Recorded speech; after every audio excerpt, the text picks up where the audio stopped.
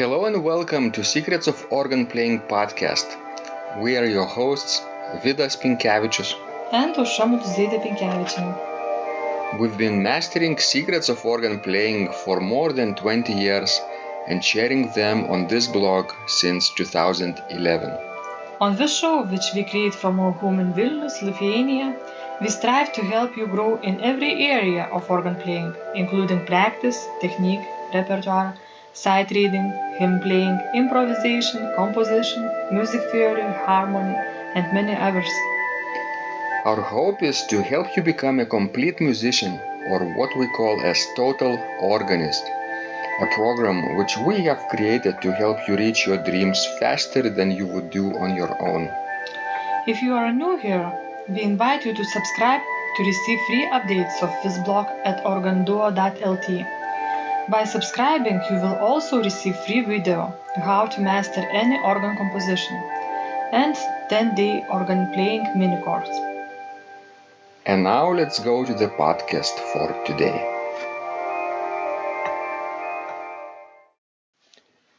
Hi guys, this is Vidas. And Aušra. Let's start episode 476 of Secrets of Organ Playing podcast. This question was sent by James, and he writes, Dear Vidas, forgive me emailing you again so soon, but I have recently been to 2 recitals by world-famous organists that were very disappointing. Reason? Playing in churches with very resonant acoustics, which turned the music into a mere muddle of sound.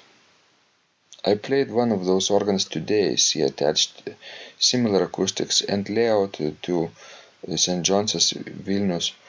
A loud final chord took 6 seconds to be inaudible, with an attached console in the West Gallery.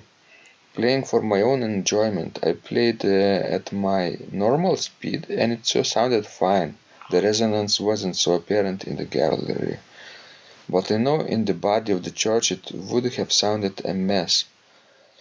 Are there any simple rules for judging speed, legato, etc. in these circumstances? Maybe this will be of interest to others. Best wishes, James.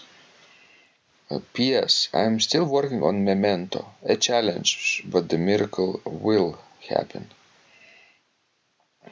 By the way, I created a piece for the organ based on Gregorian chant called Memento Nostri Domine and dedicated to James Spanner. And he is working now on it. Yes, he is trying to master it. Very nice. So his question is about playing in reverberant acoustics. How to deal with it? Yeah, that's a tricky question, and probably there is no one right answer, because even when you have large acoustics in one church and do something about it, it might not work as well in another church. Because as James also noticed that in different parts of the church, the sound it may sound very different. My rule of thumb is to play in such a way that I would always listen to the echo in the church, not how it sounds next to the organist, but deep inside of the building, as if I would be a listener. And then naturally I would slow down, probably articulate more when I have to breathe, or when playing earlier music with more detached articulation. But this detachment also has some limits. You cannot play too staccato still. It would be comical or humoristic. So I don't suppose it's a good idea to shorten the notes by more than a half of its value. But in general, yes, imagine yourself as a listener and think about how they feel and listen and hear. And I think it all comes with an experience, because I may have told already this story, but there is a town in northern part of Lithuania called Biržai, and it has quite a large free manual instrument, and it's pneumatical action. And I remember myself playing there many years back when I was a student at the Academy of Music, the Finland Academy of Music, and well, it was really hard for me to manage that acoustics and to know that to play with that organ, because it seems like the sound came late. And instead just relaxing and letting it go, I started to force that instrument. And the more I forced it, the worse it got. And at that time, I had no idea what I have to do. Of course, we played the fairly difficult repertoire. I think we did some like Reger's works and Frank's works. And it was not a piece of cake, because we didn't have enough time to rehearse before, and our teacher was sort of registering those pieces during our recital. Ex-pronto. Yes. Impromptu, yes. It was funny. But I had a really not a good feeling after it. And then we came back to the same organ many years later. And I had no problems at all playing it. Because, in those many years I had much of experience in various countries and various instruments, with various programs and various situations. Mm-hmm. And I don't know what I did so much different, but I guess, I just had a better agreement with an instrument. That whatever you do, you don't have to force it. Because if you will force it, it will become only worse. So I guess, getting too much involved when you are playing in the music is sometimes not good when you are playing organ. Sometimes I envy, piano performance that can, to go into the music very deeply emotionally, get so much involved. You don't do that with organ, because if you will do that, you will not be able to control everything. Here you need to play, but at the same time to listen to yourself from the side, like a different person.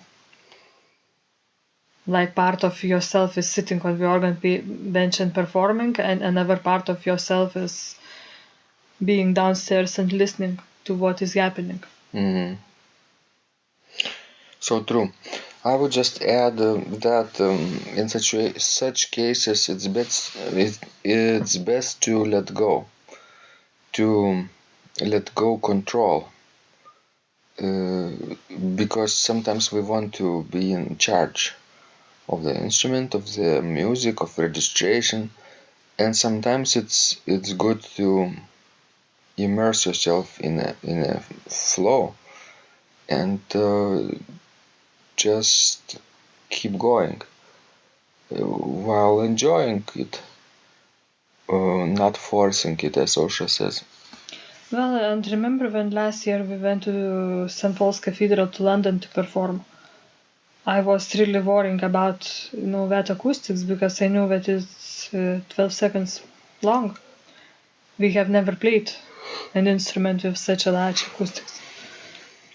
But strangely enough, that when I got to that organ bench, I could not feel that acoustics at all. It didn't seem so long.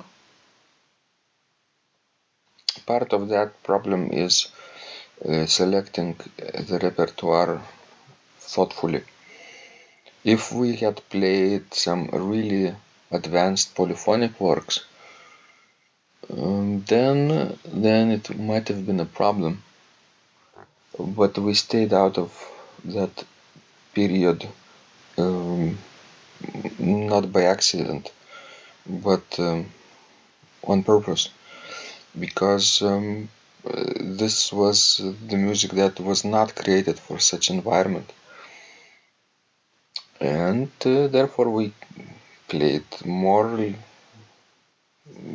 romantic sounding music and classical music, and even if Baroque music from the Baroque period, we played arrangements from concertos, which are polyphonic enough, but more are moving in layers, not in separate voices,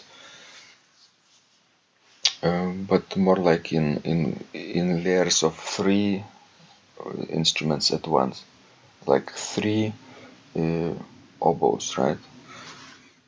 So if you have to play in a large acoustics, don't choose the Prelude and Fugue by J.S. Bach. Choose his trio sonata, and you will be just fine. Why? Because in trio sonata you just have three voices. Oh, I didn't mean trio sonata. Okay, I'm just teasing you. Oh, you are so, what's the word? Sneaky. I am. But of course, if you will choose to play a fugue, let's say Baroque fugue in a large acoustics, and you will play it all legato, then of course you will get just, a big mess. Especially if you will play it in a very fast tempo. Although if you want to articulate, you will get mess and in any way. Right, articulation does make a difference. Sure. At St. Paul's Cathedral, I played some improvisation as well during the rehearsal. And when you improvise, you try to adjust to the environment and instrument and seek out the colors of the organ and show them in a really appropriate way. Therefore, what did you think? Did I play that improvisation in a forced way, something unnatural, or was it convincing enough? No, I think it was convincing enough. You are very good at improvising, as you will know. Please praise me more. Well, we shall see how your improvisation recital in the cathedral on Thursday will be. You mean tomorrow? Yes, I mean tomorrow. Yes, I will be playing 25-minute long improvisation recital. It's a short recital, lunchtime recital, but based on a biblical story about Jesus' transfiguration. Okay. So, bottom line, guys, is to experience as many instruments as you possibly can, as many different acoustical environments as you can, and then adjusting to the big acoustics will still be a challenge, but not a big one. Well, and as James wrote that he listened to two famous organists, yes, renowned organists. I can also tell from my experience from listening to other performers, not always, a big name, brings a great performance. Because you have various situations in life. A person might be just sick or not feel well, or don't have that style approach of historical performance, and all those details that might not work. Well, exactly. Maybe that organist is famous for some other area of the repertoire. Yes. And when put into another acoustical environment, it could sound really weak. Well, and I have heard some of the performance that are, renowned organists, and sometimes we play it really as gods, and sometimes we play it really, really bad. So. Maybe they are not gods after all. Well. Semi-gods. Yes, I guess so. Okay, guys, please send us more of your questions. We love helping you grow. And remember, when you practice, miracles happen. This blog is supported by Total Organist, the most comprehensive organ training program online.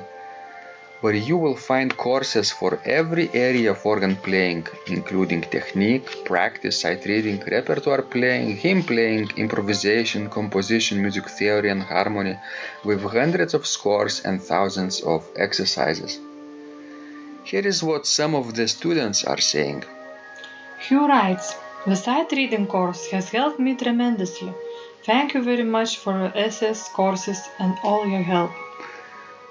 Robert writes, "I found the fingerings, registration ideas and general comments to be excellent."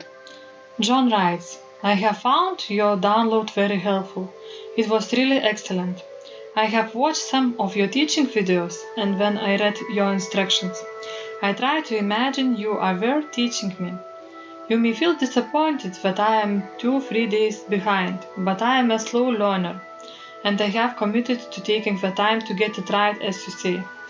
But the other night my wife commented that she had never heard me play such a detailed melody in the left hand so well. My left hand is generally poor." Robert writes, "It has been a great pleasure in my life of having discovered your courses and material as well as the YouTube work of recordings. You have a calm and pleasant way of teaching." Ron writes, "Hi Vidas and Ausra, thank you guys. What a wonderful response to my email note to you. You've got me right, and I feel you understand my level of playing.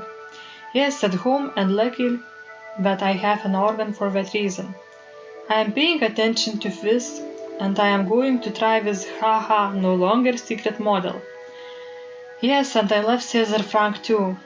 What is very nice about your blog podcast is that Ausra and Vidas are like a Socratic dialogue, and by bouncing things off of each other, so much more information comes out and is expressed.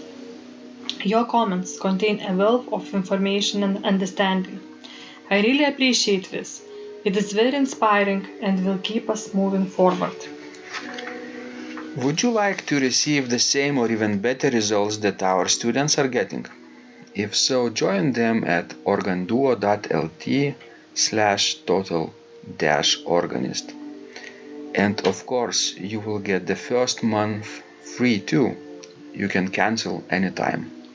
Also, if you haven't yet subscribed to receive free updates of this blog, make sure you do that at organduo.lt. By subscribing, you will also receive free video, how to master any organ composition, and 10-day organ playing mini course. This was Vidas. And Ausra from Secrets of Organ Playing. And remember, when you practice, Miracles happen.